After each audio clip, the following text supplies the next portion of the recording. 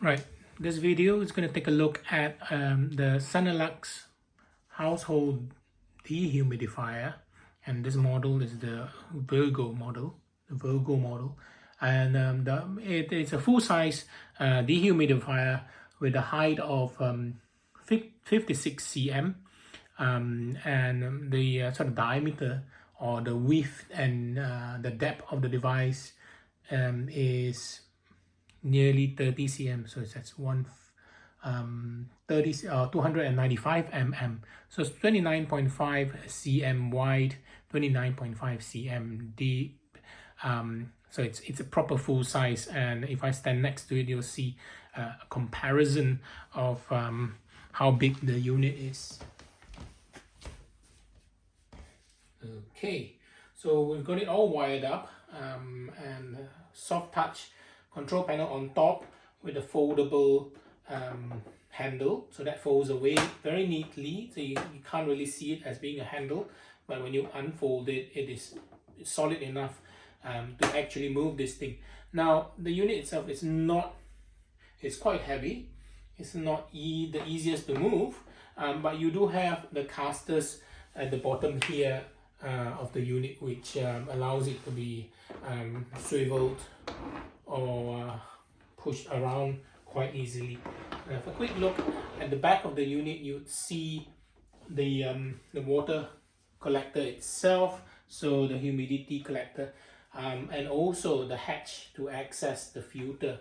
So a few things to show you quickly what to do with the dehumidifier. So this has been on for a while, for 2 hours actually, so I accidentally touched the soft touch button.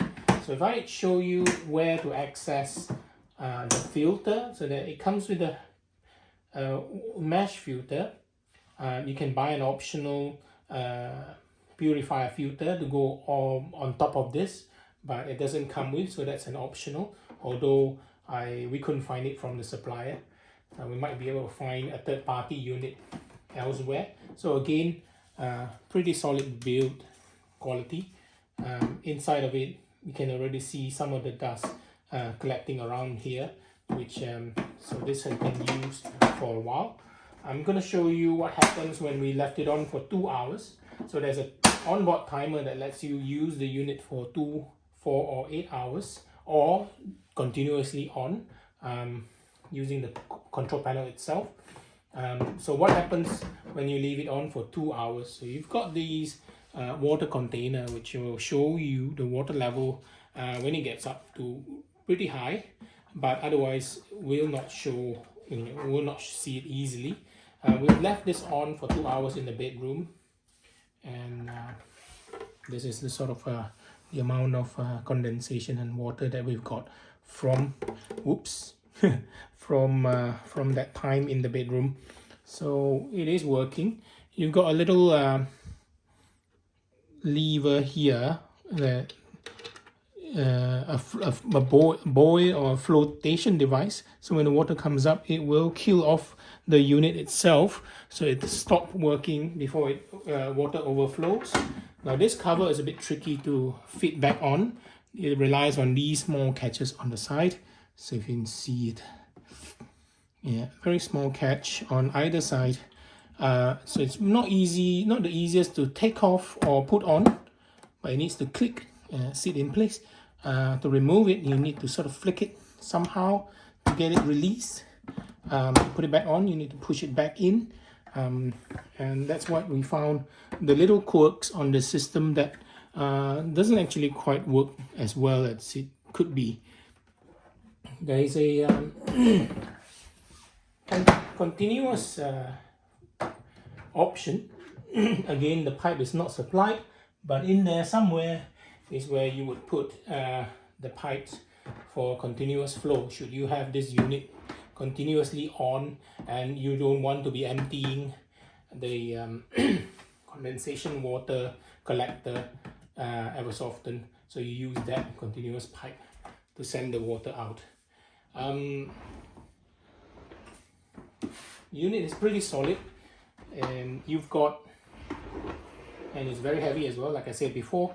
You've got a lot of these dimples or holes around the unit. Some of these are not real holes, these are all dimples.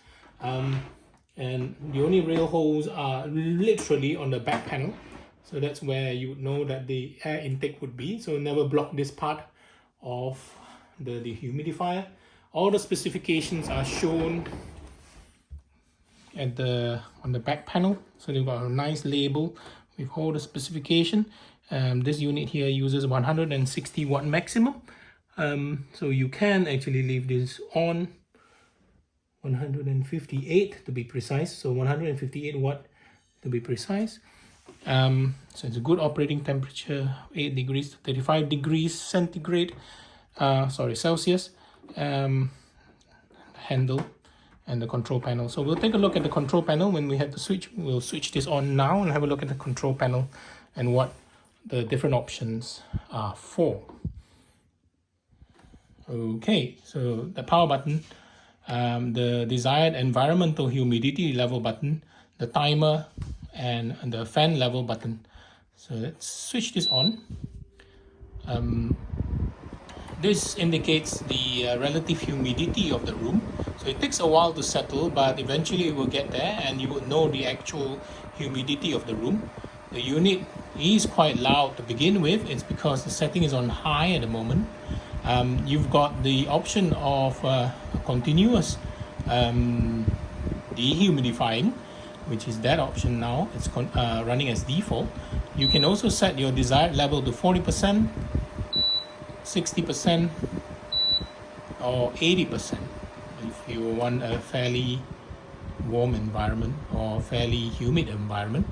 And then there's the timer. So if you want it to be cut off after 2 hours, 4 hours, 8 hours, or tap it once again to cycle back to no timer mode. So you see that the relative humidity is climbing up. That indicates that what is sensing in this room. As for the fan, this is as loud as it gets. You've got the low setting. That should bring it down a tad.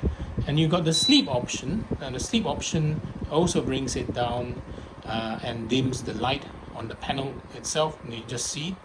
So it brings down the fan, although you can still hear it. It is quite loud if you're not used to something humming in the background. And that's basically it. So that's all the controls that you get. You don't get something like drying of your clothes, if you like. That we use the high fan.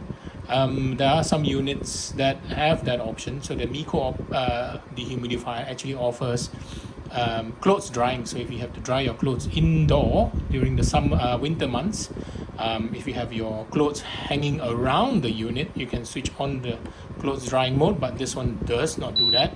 You've got the high, low, and the sleep option as the power setting. It looks like it's settled at 71 relative humidity. Now that would be quite high in terms of humidity in the room. A good moderate relative humidity, you would want something like 40 or 50%. You can set that. So right now it's on continuous. You can set it to a target environment humidity of 40 and it will stay on until it gets there, or you set it to 60, which is a middle ground. 80 is obviously too high, or continuous option. So to switch it off is just that button there. No remote controls or anything like that. All you do is just here on this panel, and that's all we have for you on this Senelux household dehumidifier. So if you have any comments or any questions, please do leave them in the comment section below. We have this unit in the home running every day, at least once or twice a day for a spot of 2 or 4 hours, and it gets used very often. So if you have any questions, let us know in the comment below and we will get back as quick as possible. See you in the next video.